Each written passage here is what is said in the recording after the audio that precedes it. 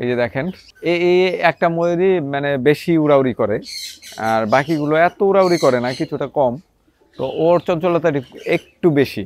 তো অনেকে আমাকে যেটা মানে প্রশ্ন করেন যে এই ময়ূরগুলো কি চলে যায় না, মানে এইভাবে যে মুক্ত অবস্থায় থাকে ওরা হারাই যায় না বা দূরে কোথাও চলে যায় না কিনা।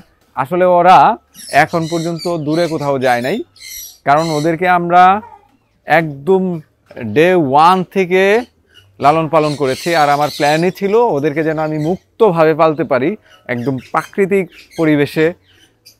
সেই জন্য কিন্তু আমি একদম ছোট্ট বাচ্চা লালন পালন করেছি। টিনের চালার উপরে উঠে আমাদের বাউন্ডারি ওয়ালের উপর দিয়ে হাঁটাহাঁটি করে, উড়াউড়ি করে, বাট বাইরে কখনো যায় নাই, এখন পর্যন্ত যায় নাই আর কি। তো এদের বয়স এখন হচ্ছে গিয়ে, দেখেন এই চাল থেকে আবার ওই চালে চলে গেল। তো এদের বয়স এখন চলতেছে 1.5 বছর হবে হয়তো, না গত বছর বর্ষাকালে ওদেরকে নিয়ে আসছিলাম বাচ্চা। তো 1 বছর প্লাস আর কি।